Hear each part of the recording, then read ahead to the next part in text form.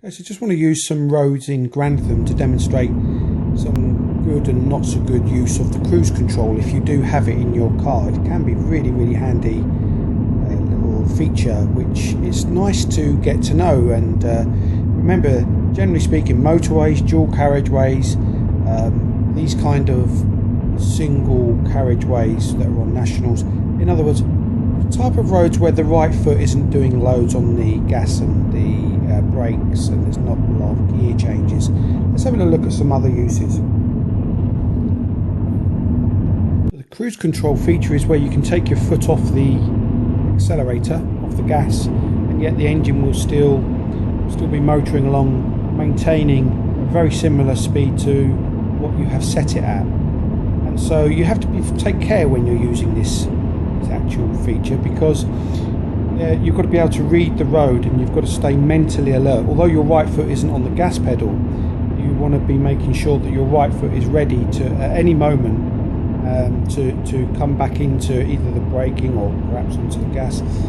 You've got to stay alert, mentally alert when you're using this, because things change, situations change quite rapidly. Here's this stack of junction here. I wouldn't have it on here, click it off, because we want to be in control, don't we, when we're approaching hazards like that. Definitely, we don't want the engine to be motoring along, approaching a staggered junction like that. Not at all.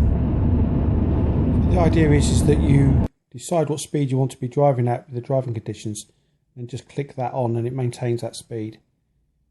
To switch it off, you just press that, and then turns it off. You're back in control again. If you needed to accelerate it slightly, then you can adjust it like that. Likewise, if you wanted to decelerate slightly, you can adjust it like that.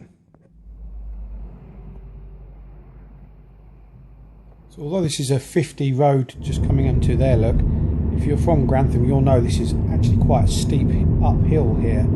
If you've set it at 50 or whatever the speed you need for the driving conditions, then the engine will automatically put the effort in with the gas to maintain around that speed when you're going uphill. I'm not saying you have to set it at the speed limit, the maximum speed limit, not at all. We'll have regard for the driving conditions.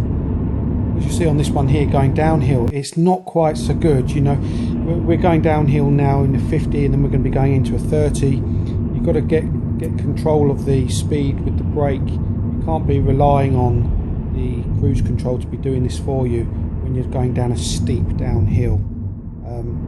Cars, I've noticed different makes of cars do differ on this, but generally speaking, be very wary when you're going down a steep hill with the cruise control, because basically you mustn't be speeding, must you? We're going into 30s here, you see.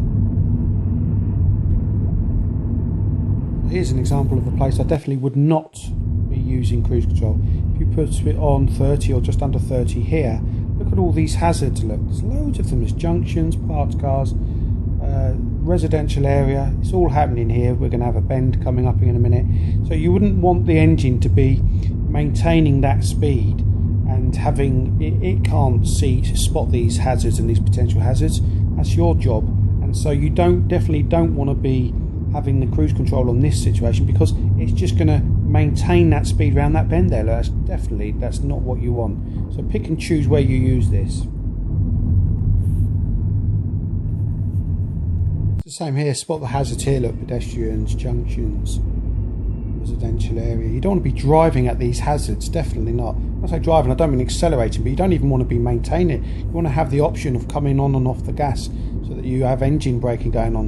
And you just don't have that if you have the cruise control on, so it's just not to be used in these kind of situations. So when applied safely and sensibly, this is quite a useful benefit here for drivers. And also, don't forget that very often these days, technology on these faster roads, motorways and dual carriageways, and even here on this single carriageway you'll see in a second, you've got these average speed cameras, you see, where quite a few cameras over a stretch of road are measuring the average speed. And so obviously if you've set it below that speed, then there's no possibility even of that happening. So it's another benefit from it as well.